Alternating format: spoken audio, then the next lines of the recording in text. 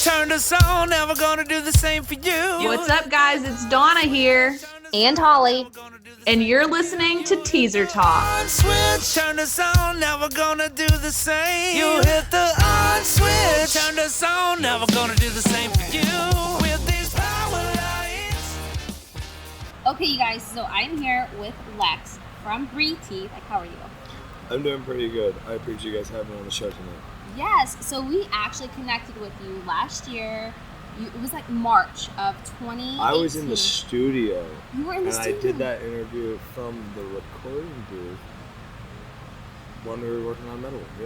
Yeah. So I know you guys have been super busy since then. Let's catch up. I have not had any time. Like from the working on that record into essentially going to like what was like music video mode and doing like 4 videos and then going on tour. Because I also write all the videos, direct them, or just co-direct them, and then help edit, do effects, etc. I just don't have a lot of time. I also do like all the design and packaging and everything for the record, so it's like after the record's like, oh cool, the masters are in, then it goes into a whole different phase of you go from ears to eyes, and then it's all work. That's awesome. So I want to touch on that here in a second, but just to catch everyone up to speed.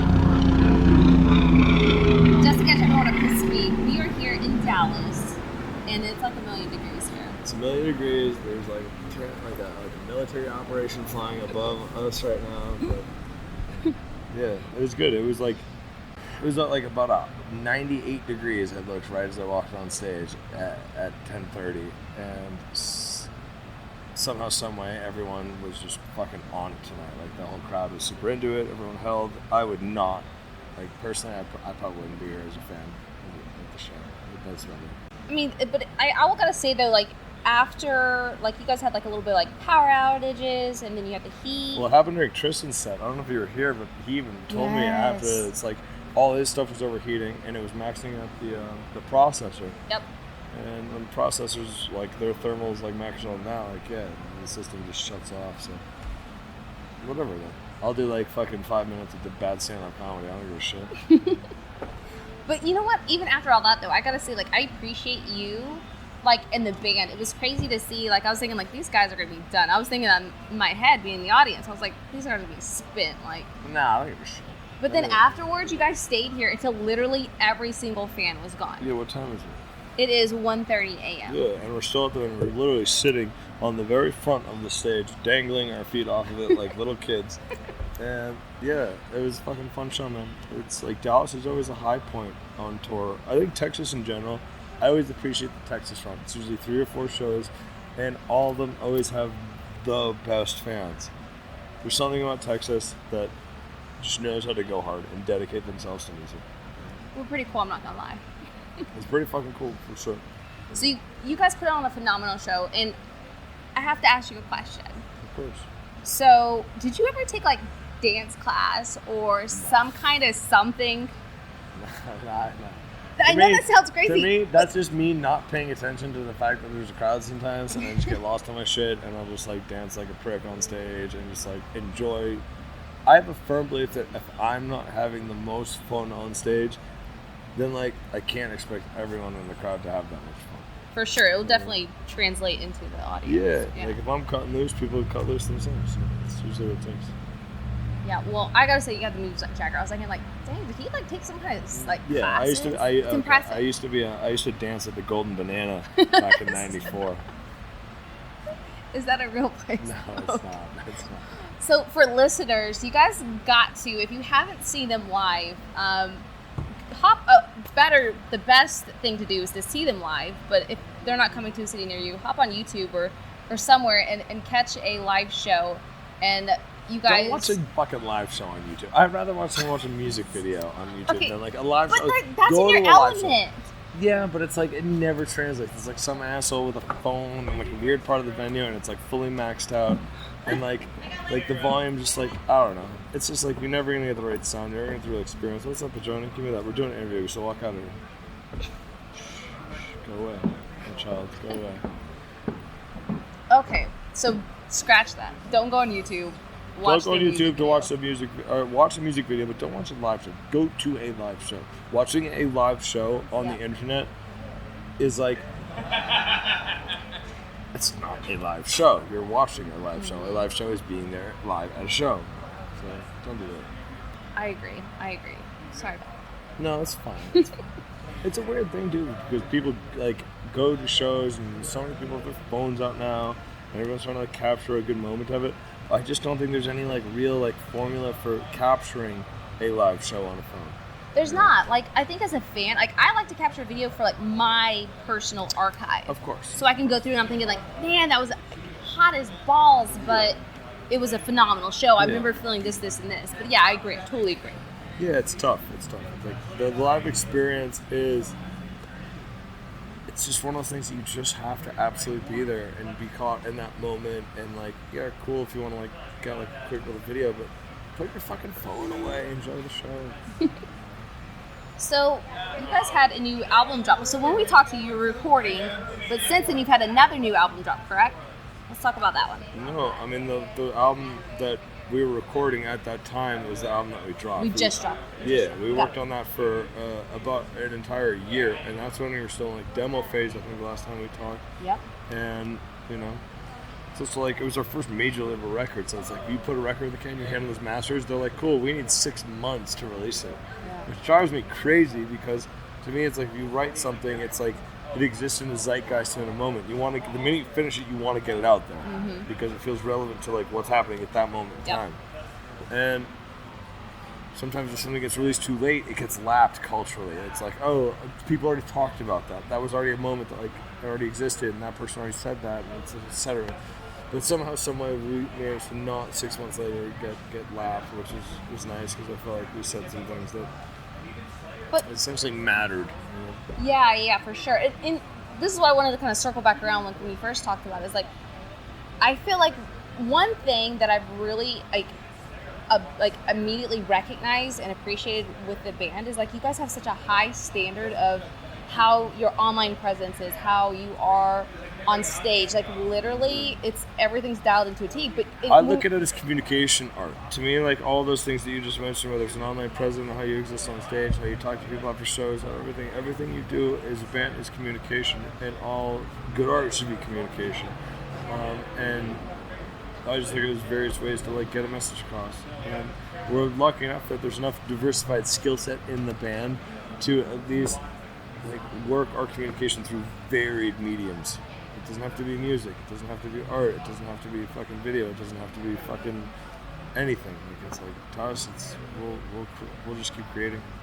Obviously, when we talked back, you guys were self-produced, everything. Sounds like you guys still are, which is amazing. Not entirely, because we started working with a new producer on this record. We worked with Sean Bevan, who's like the fucking best. Like, I mean, Sean co-produced Pretty Hate Machine and Downward Spiral and Antichrist Superstar and like some of like my favorite records that I grew up on. And you know, Sean was the person that he actually mixed Shutdown.exe, our previous record. And then when it came to time to say like, well, you know, I don't like not paying people what they deserve. So like to me, half of the decision to make a label deal was to be able to pay Sean what he deserved and to work on the record with appropriate amount of time and resources for this project. We could devote ourselves to it.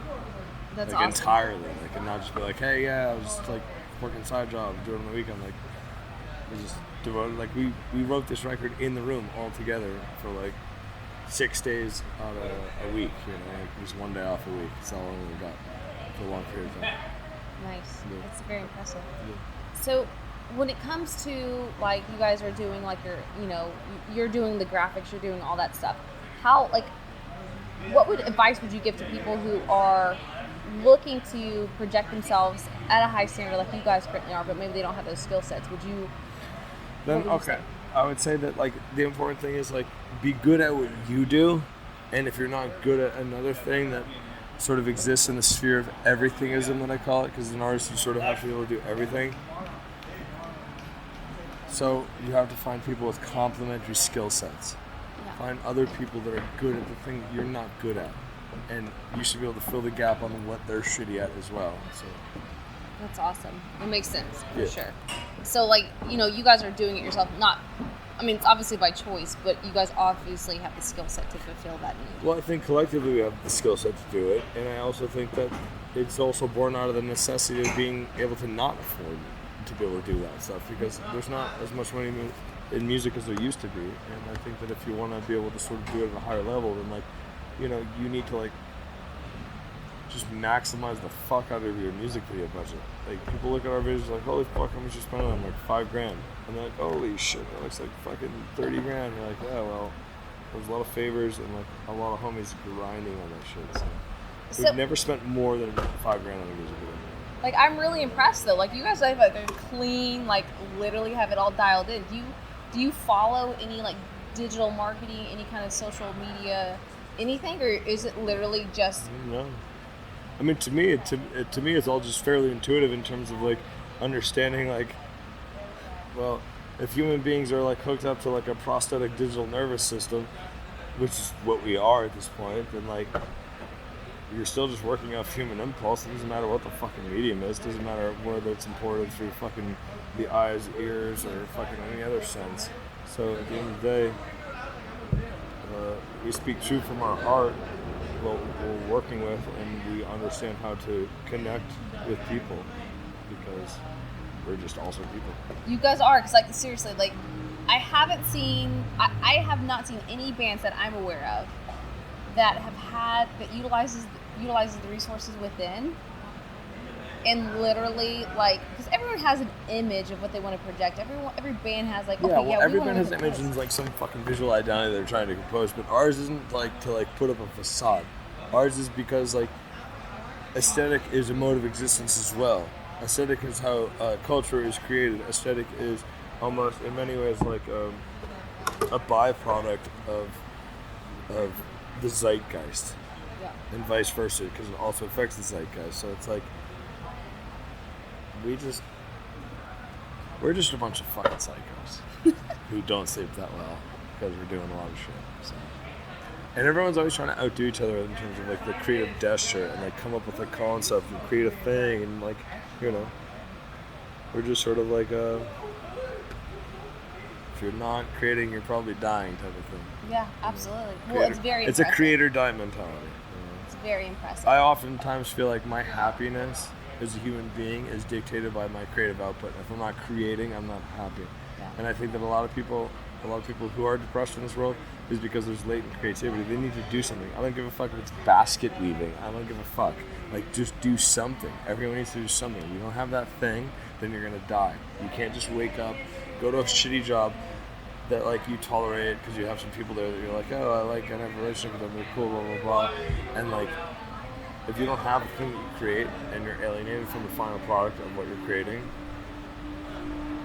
then you will die inside far before you die in this material time. Well, it's obsession, it's addiction. It's funny because people think of addiction, they think of like drugs, or they think of substance that somebody's abusing, but really if you think about it, like, we all are addicted to something. Well, anything that produces dopamine or serotonin, unfortunately, like the human brain can be modeled like a computer in terms of like, you know, very binary sequences, and I think that we're very pleasure driven. If you're going to look at it, pleasure and pain, binary sequence, everyone will always go towards the thing that creates pleasure. Not that all of life should be pleasure. Yep. Pain is very acceptable. Pain is a very important part of life, and you have to be able to understand your pain. And it's why everyone takes painkillers and addicted to painkillers are essentially trying to just return to the womb because they have no ability to cope or deal with the pain that this realm has. So I think that, So it all really boils down to like finding a creative outlet to pursue your exist, passion. to serve fucking vibe, to not fucking off yourself. Yes.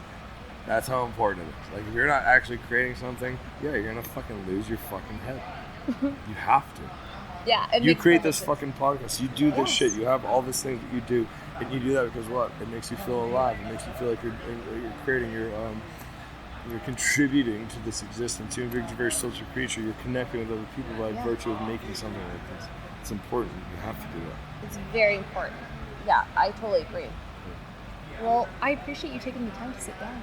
Of course. It was you went very deep, very fast, and I like that. I will fuck your interview up so hard. I love it. That's so awesome. I will make your interview so unlistenable by virtue of just going. No, off wait. on This is like when it comes to like dopamine. You're talking about like all like the chemicals within the brain. Like this is the stuff that, like I dig this stuff. So like this is good stuff. This is good. This is real good stuff. It's way better than our first interview. Yeah, very. Way But better. I feel like when you're in person though, you can kind of course, like that's also kind of talk why and I wanted to make up for that last one. I really fucked this one up. Well, you knocked it out of the park. But the first one was pretty good too. So you guys listening, if you didn't catch it, definitely go back and listen. I believe it's in season 1 that we have. It was good. It was the exact antithesis of this one, which is cool because like you get both sides of that spectrum. Yep, for sure. Well, what do you guys have in plan for the rest of 2019? 2019 feels like it's done. Like already, we're just touring. We're announcing more dates for the fall. We've got another set of dates for. Oh yeah, I can't talk about this. We have this huge European headline tour in the very beginning of 2020. And that's all I'm gonna say about that. But yes. So you guys make sure all you Europeaners. All you fucking. And it's funny because everyone's like, oh, does that mean the UK too? I'm like, I don't know. You guys are like seceding. I don't even know what to talk about anything anymore. So UK and Europe now. I'm gonna give you a hug. I was gonna say yes. Thank you so much. It was a pleasure. We hope you enjoyed this episode of Teaser Talk. We look forward to seeing you next Teaser Talk Tuesday. Be sure to subscribe so you don't miss it. Make sure to follow us on Instagram and Facebook at Teaser Talk. This way we can keep up with you guys until the next episode.